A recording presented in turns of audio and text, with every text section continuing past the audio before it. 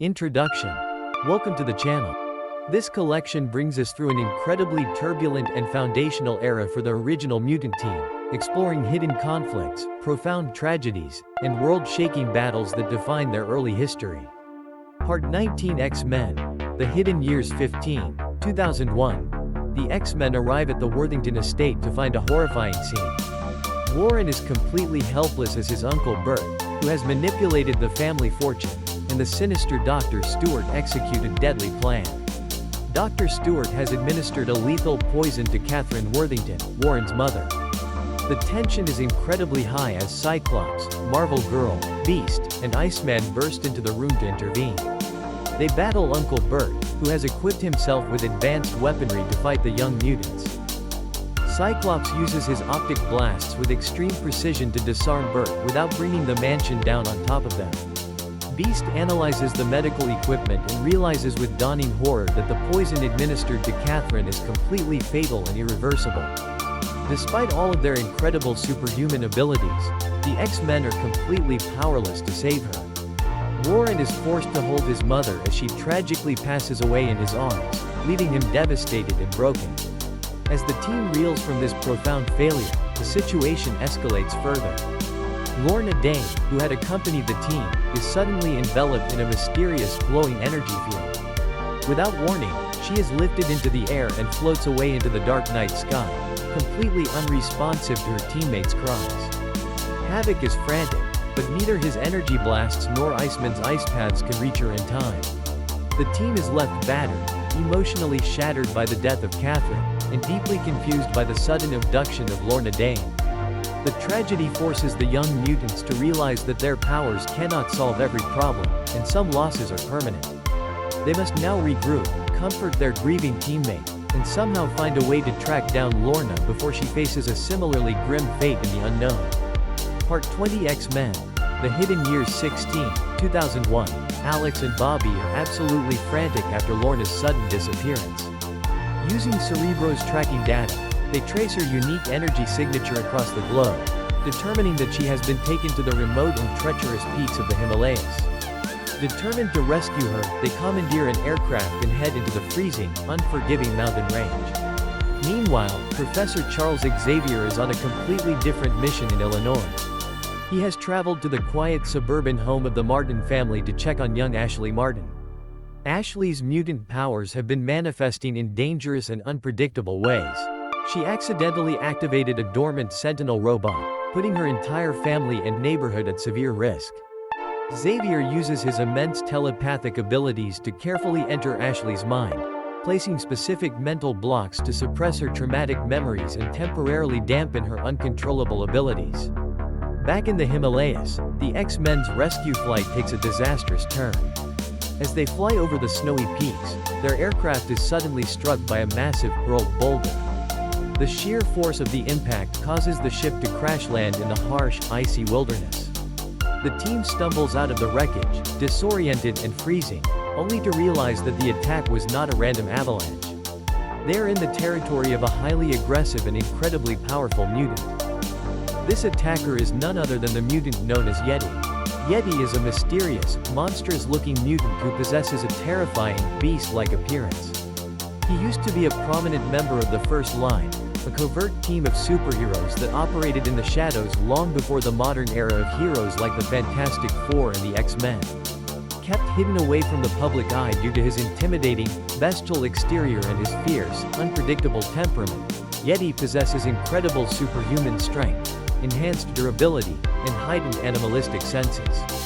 These traits make him a virtually unstoppable opponent in the wild.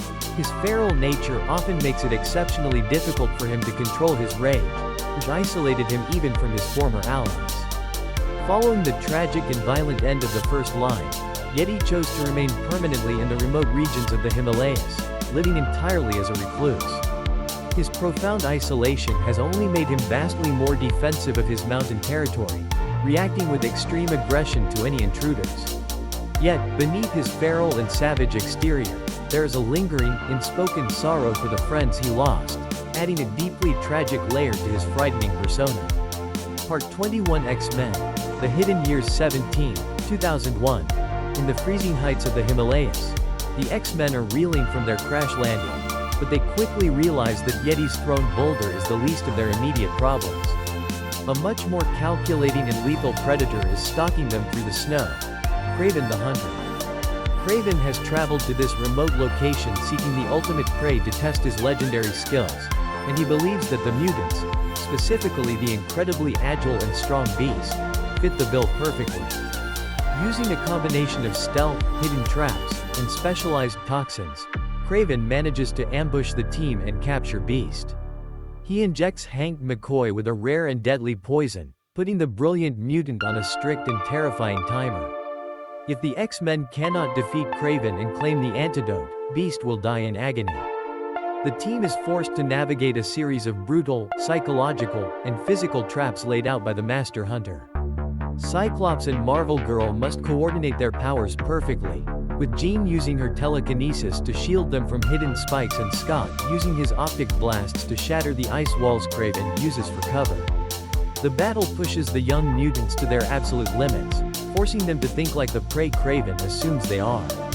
Eventually, by working together and utilizing Iceman's environmental control, they outsmart Kraven, cornering him and forcing him to abandon the hunt. True to his twisted sense of honor, Kraven leaves the antidote behind before vanishing into the blizzard.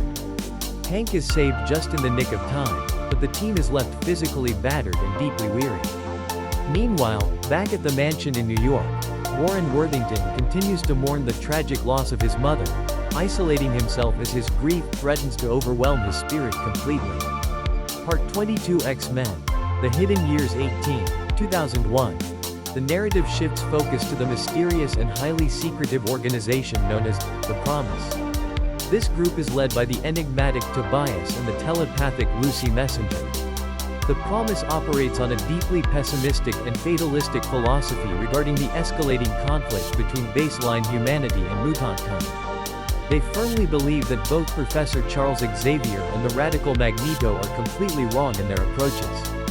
Tobias argues that humanity and mutants will inevitably destroy each other in a catastrophic global holocaust, and no amount of peaceful integration or violent dominance will change this unavoidable fate. To survive this impending apocalypse, the Promise has been systematically preserving themselves in advanced suspended animation chambers, waking only briefly every decade to check on the state of the world. We discover that they are the ones responsible for Lorna Dane's mysterious abduction, having captured her and Alex Summers to forcefully recruit them into their ranks. The Promise intends to trap the young mutants in suspended animation, completely removing them from the ongoing mutant-human conflict to keep them safe for a future era. Angel and Havoc attempt to interact with Lucy Messenger, trying to understand their twisted logic. The psychological tension is immense as Lorna and Alex are sealed within the stasis cylinders, entirely helpless against the advanced technology maintaining their artificial sleep.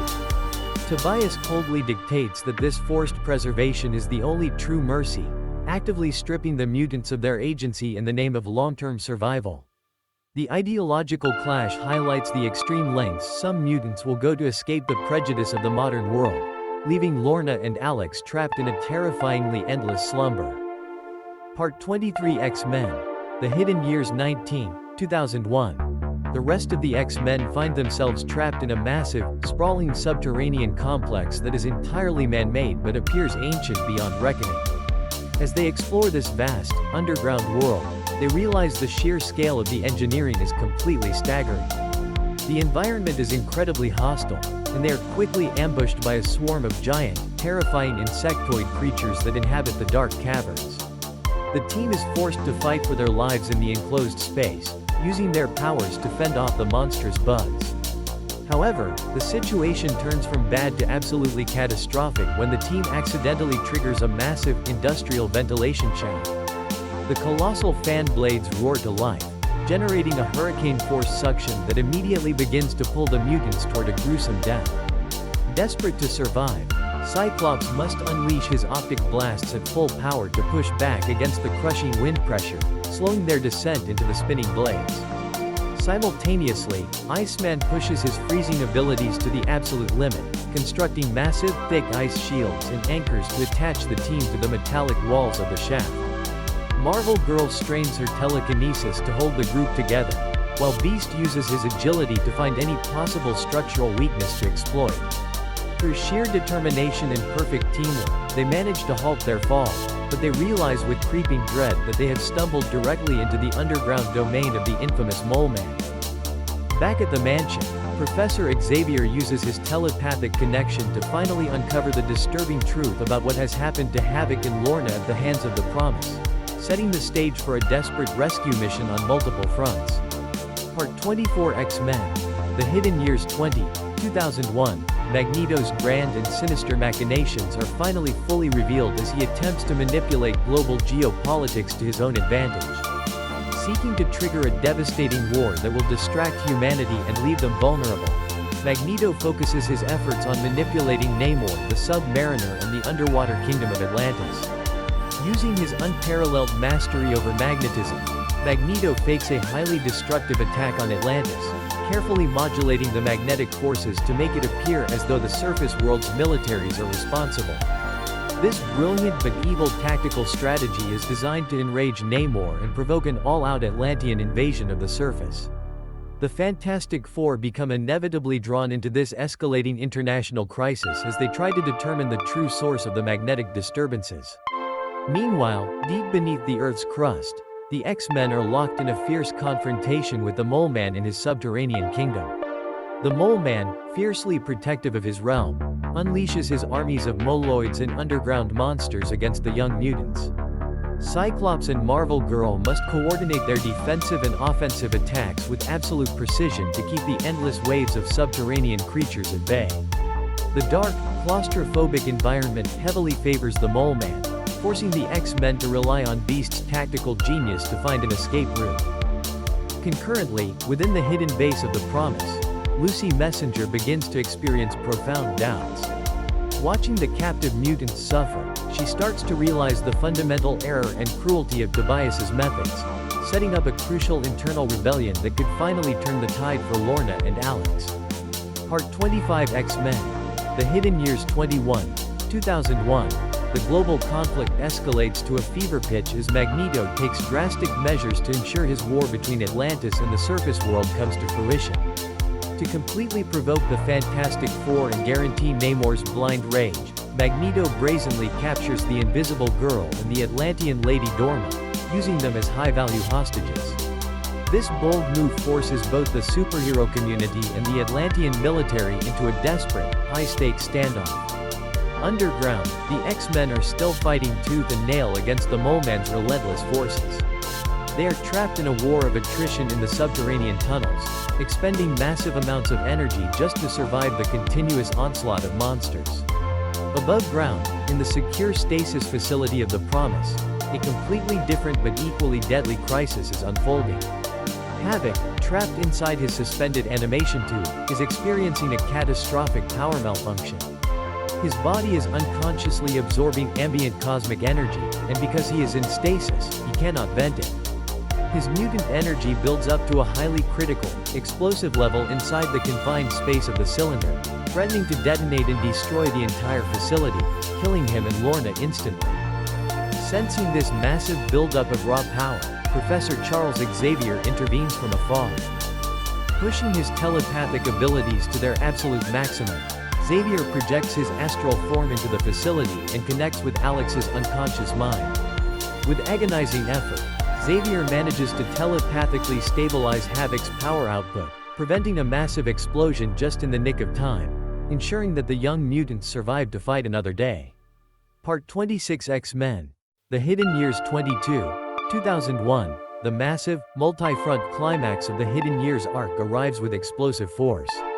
Magneto's grand manipulations are finally exposed when the Fantastic Four and the X-Men manage to combine their incredible abilities to assault his stronghold. Using their scientific brilliance and tactical prowess, the heroes manage to severely disrupt Magneto's core magnetic device. The feedback loop turns Magneto's own devastating energies against him, shattering his defenses and leaving him vulnerable. Witnessing this, Namor the Submariner realizes with absolute clarity that he was foolishly manipulated into attacking the surface world. The Atlantean invasion is immediately called off, averting a global catastrophe. Meanwhile, deep underground, the Mole Man's invasion plans are permanently halted. The heroes utilize precision strikes to cause a massive, localized cave-in, sealing off the subterranean army from the surface without causing unnecessary casualties. At the same time, the insidious plot of the Promise is completely dismantled from within. Lucy Messenger, unable to bear the cruelty of their forced stasis program, definitively turns against Tobias. She assists the captured mutants, helping Lorna and Alex break free from their cylinders. With all the major threats neutralized, the disparate members of the X-Men are finally, joyously reunited. They return to the Westchester mansion, weary but victorious. As the team heals from their profound physical and emotional wounds, Professor Xavier looks toward the horizon, preparing his students for the inevitable challenges of the future, knowing their bond has been forged stronger than ever in the fires of these hidden conflicts.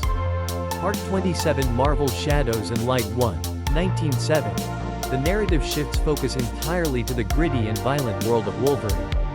Logan finds himself explicitly targeted by a highly trained Hydra chemist who has been tasked with the ultimate assassination mission. This operative has spent years developing a specialized, deadly poison catalyst specifically designed to burn out and bypass Wolverine's legendary mutant healing factor. Wolverine is brutally ambushed by a heavily armed squad of Hydra agents and injected with this experimental toxin. The poison immediately takes a horrific toll, causing Wolverine immense physiological agony as his healing factor violently struggles to combat the foreign substance. Pushed to the absolute brink of death and blinded by pain, Wolverine descends into a pure, feral berserker rage. Despite his body actively breaking down at a cellular level, he rips through the Hydra strike team with terrifying, animalistic savagery, leaving a trail of destruction in his wake. The chemist, witnessing this impossible resilience, panics and flees the scene. He manages to escape the country, making his way to the tropical island of St. Thomas, thoroughly convinced he has successfully evaded the unkillable mutant. However, the operative vastly underestimates Logan's unparalleled tracking skills and sheer, unyielding willpower. Wolverine, having barely survived the poison by pushing his healing factor beyond its limits, tracks the chemist across the globe. The story culminates in a chilling confrontation where Wolverine corners the operative, proving once and for all that no matter how sophisticated the weapon or the poison, he is the best there is at what he does, and what he does isn't very nice. Part 28 Amazing Spider-Man 92, 1901. Spider-Man finds himself caught in a massive public misunderstanding and a vicious political smear campaign. The wall crawler is falsely accused of a serious crime involving Gwen Stacy, though in reality, he is desperately trying to protect her from harm. Enter Sam Bullock, a deeply corrupt politician running for district attorney on a harsh, law and order platform. Bullock aggressively uses the situation to stoke intense anti-vigilante and anti-mutant sentiment across New York City, turning the public against heroes. Iceman, the X-Men's Bobby Drake, sees the news reports and, spotting Spider-Man carrying Gwen Stacy, assumes the worst. Believing Spider-Man to be a dangerous kidnapper, Iceman attacks without hesitation. This leads to a spectacular, sprawling battle across the city rooftops, pitting Spider-Man's incredible agility and webbing against Iceman's freezing blasts and ice slides. The fight is intense, with both heroes pulling their punches just enough to avoid lethal damage but fighting fiercely for what they believe is right. However, as the battle wears on, Peter Parker's quick thinking and Bobby's rational nature lead them to pause and actually communicate. They slowly realize that they have been played by the media and that Bullet is the real threat. Working together, they uncover evidence explicitly tying Sam Bullock to organized crime syndicates. Spider-Man and Iceman set aside their differences and team up in a brilliant display of cooperation to completely expose Bullock's corruption to the public, clearing Spider-Man's name and striking a major blow against the anti-hero political agenda threatening the city. Part 29 Amazing Adventures 9, 1901.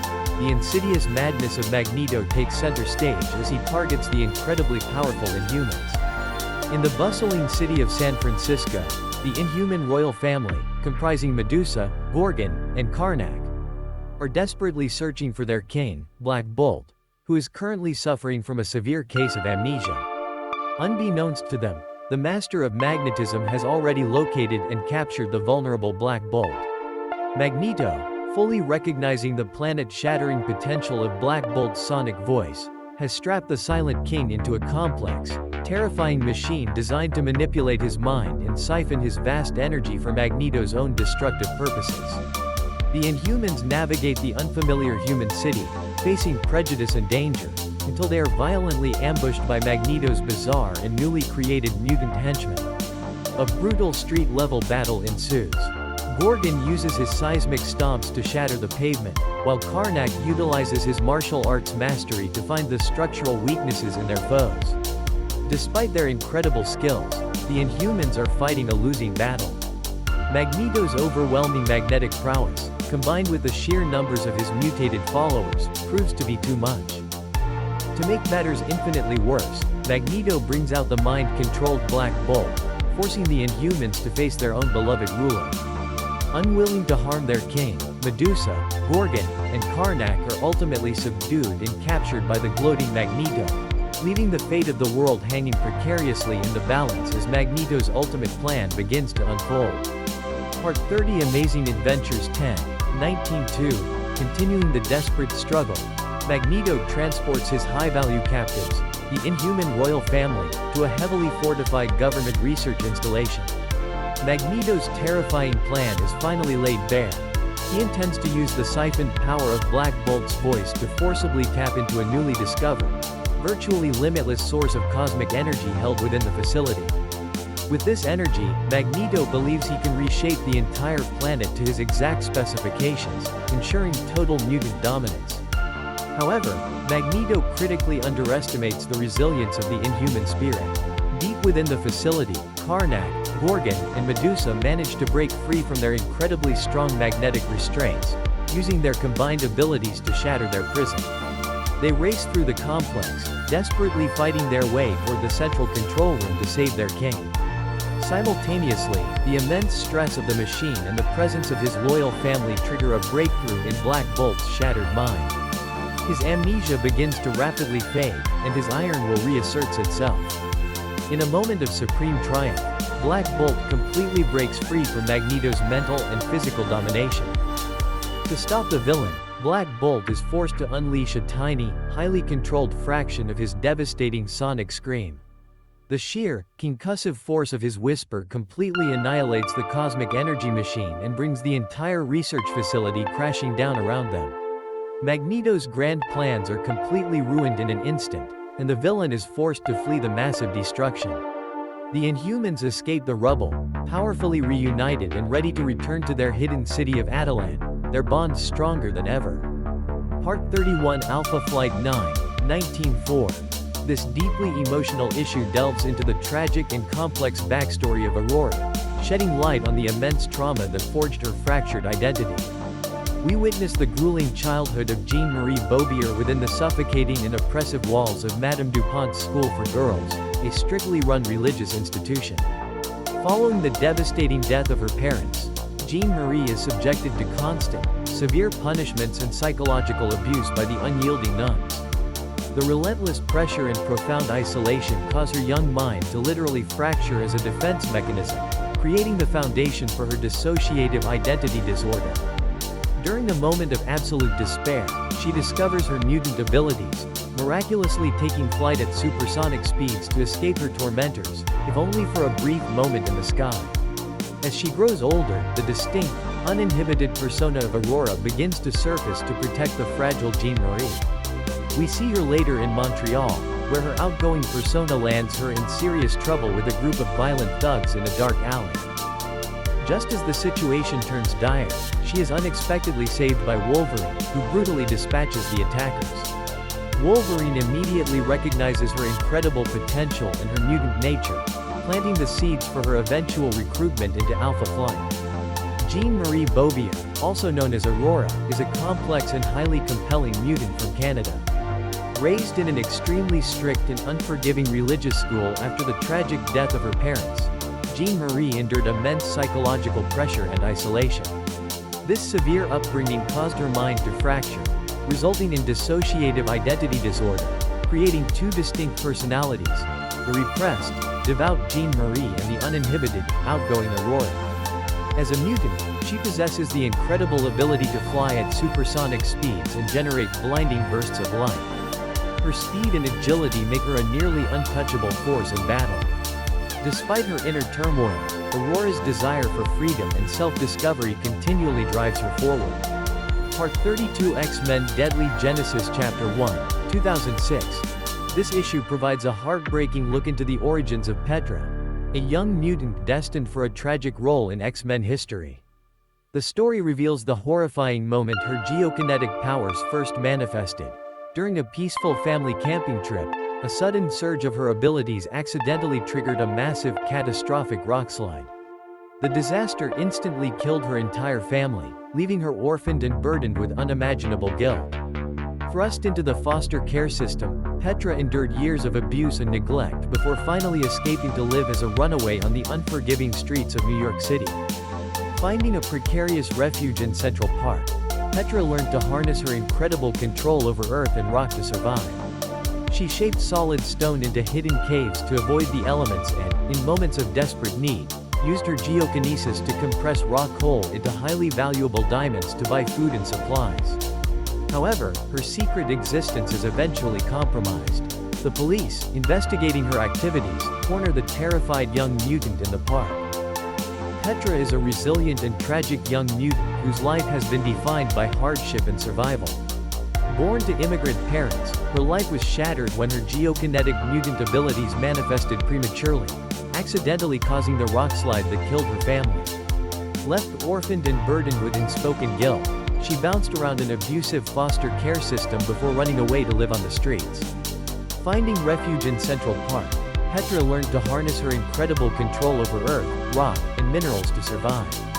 She can shape stone into shelters, manipulate the ground beneath her feet, and even compress coal into valuable diamonds with her mind. Despite her immense power, she remains deeply fearful of the world, hiding in the shadows to avoid the anti-mutant bigotry that plagues society. Her deep-seated need for safety makes her a compelling figure, driven by the hope of one day finding a place where she truly belongs. Part 33 Incredible Hulk 150, 19-2. The incredible might of the Hulk collides with the raw cosmic power of the mutants in this explosive encounter. The Hulk is being ruthlessly hunted across the desert landscape by General Ross and his heavily armed Hulkbuster military units, who are utilizing sleeping gas and advanced artillery to bring the green behemoth down. Desperate to escape the relentless bombardment, the Hulk leaps miles away into the deep desert, where he unexpectedly crosses paths with Havoc, Alex Summers, and Polaris, Lorna Dane. In his highly agitated and confused state, the Hulk sees Lorna's distinct green hair and tragically mistakes her for his lost love, Jarella, from the micro-world. Driven by a desperate need to protect what he believes is his beloved, the Hulk grabs Lorna and attempts to carry her off, ignoring her protests and magnetic attacks. Havoc, utterly terrified for Lorna's safety, is forced to engage the virtually unstoppable monster. Alex must completely unleash his devastating cosmic energy blasts to slow the Hulk down. The battle pushes Havoc to his absolute psychological and physical limits. He struggles immensely to perfectly control his incredibly destructive power, knowing that one wrong move could either fail to stop the Hulk or accidentally kill Lorna in the crossfire. Through a series of pinpoint, maximum yield blasts, Havoc manages to cause the Hulk enough pain to make him drop the massive boulder he is holding and release Lorna. The Hulk, finally realizing through the pain that Lorna is not Jarella, leaps away in sorrow and frustration, leaving the two mutants exhausted but safe in the desert. Part 34 Marvel Team Up 4, 19-2. Spider-Man is suffering from a mysterious and debilitating fever that is rapidly draining his strength and clouding his judgment. Desperate for a cure, he seeks out the brilliant Dr. Hans Jorgensen. However, upon arriving at the doctor's laboratory, he unexpectedly encounters the X-Men, Cyclops, Marvel Girl, Iceman, and Angel, who are also urgently searching for Jorgensen. Due to Spider-Man's delirious state and the X-Men's high alert posture, a massive misunderstanding occurs, leading to an intense, chaotic brawl between the Wallcrawler and the mutant team. Spider-Man's erratic agility clashes wildly with Cyclops' precision blasts and Iceman's freezing attacks. The fight is suddenly interrupted by the arrival of the true threat, Morbius the living vampire, who has actually kidnapped Dr. Jorgensen to find a cure for his own vampiric condition. Morbius savagely attacks the heroes, and during the skirmish, he manages to sink his fangs into Spider-Man. Bizarrely, Morbius's bite reacts unpredictably with Spider-Man's highly radioactive blood, causing a strange enzymatic reaction. Recognizing the dire situation, the heroes realize they must work together. Professor Charles Xavier, monitoring the situation from afar, uses his vast telepathic abilities to mentally link with Marvel Girl, guiding the team's coordinated assault against the vampiric menace. Through Xavier's mental guidance and their combined might, they manage to drive Morbius away. The strange reaction from the bite, combined with Jorgensen's eventual assistance, miraculously cures Spider-Man's fever, forging a newfound mutual respect between the web-slinger and the mutant heroes. Part 35 Avengers 103, 19-2. A terrifying threat from the X-Men's past resurfaces to menace the entire world. The mutant hunting Sentinels. The giant robots launch a coordinated, brutal strike and successfully capture the mutant Avengers, Scarlet Witch and Quicksilver. The remaining Avengers, Captain America, Iron Man, Thor, Hawkeye, and the Vision, immediately spring into action to investigate the abduction of their teammates. Their desperate search leads them to Larry Trask, the son of the Sentinels' creator, Bolivar Trask. However, Larry is suffering from profound amnesia. He has completely forgotten that he is a mutant himself and has lost all memory of his previous command over the Sentinel army. As the Avengers try to pry the necessary information from Trask's fractured mind, they uncover the Sentinels' current, horrifyingly twisted agenda. Operating on an extremely warped interpretation of their core programming to protect mutants from humanity, the Sentinels have calculated that the only logical way to ensure mutant survival is to completely eradicate the human race. They plan to achieve this genocide by using the captured mutants to power a massive device that will trigger a catastrophic solar flare, effectively sterilizing the Earth of all non-mutant life. The Avengers realize they are racing against a ticking apocalyptic clock. They must find the Sentinels' heavily fortified base and rescue Wanda and Pietro before the giant robots can execute their flawlessly logical, yet utterly insane, plan for planetary annihilation. Part 36 Avengers 104, 19-2. The stakes reach apocalyptic levels as the Avengers launch a desperate, all-out assault on the Sentinels' massive underground base located in the Australian outback. Captain America, Iron Man, Thor, Hawkeye, and the Vision battle their way through hordes of the towering, heavily armored robots, utilizing every ounce of their combined strength and tactical expertise to breach the facility's inner sanctum. Inside, they find Scarlet Witch hooked up to the Doomsday Machine, her hex powers being siphoned to trigger the lethal solar flare. During the chaos of the massive battle, the shock of the situation causes Larry Trask's suppressed memories to violently return, making him fully realize his identity as a mutant and his tragic role in the Sentinels' resurgence. Despite their immense power, the Avengers find themselves outmatched by the Sentinels' adaptive technology. It is ultimately the Vision who saves the day, relying on his brilliant android intellect rather than brute force. He confronts the lead Sentinel and presents a flawless, irrefutable logical paradox. The solar flare they intend to unleash to destroy humanity would also cause catastrophic radiation that would inevitably kill the very mutants they are strictly programmed to protect. The Sentinels' central processing units are completely unable to reconcile this absolute contradiction in their core programming. Concluding that the source of the threat to mutants is the sun itself, the entire Sentinel army aborts the attack on Earth and launches themselves directly into the heart of the sun, destroying themselves and saving the planet in a brilliant flash of misguided mechanical logic. Part 37 X-Men, First Class Finals 1, 2009. The original X-Men, Cyclops, Marvel Girl, Beast, Angel, and Iceman, are pushed to their absolute physical and mental limits as they prepare for their grueling finals at Xavier's school. The danger room is cranked up to its highest settings, throwing incredibly realistic and dangerous holographic constructs of their greatest past foes at them, including the monstrous Grotesque and the nearly indestructible Living Diamond. The intense combat training forces the team to execute complex, synchronized maneuvers, highlighting how much they have grown as a fighting unit.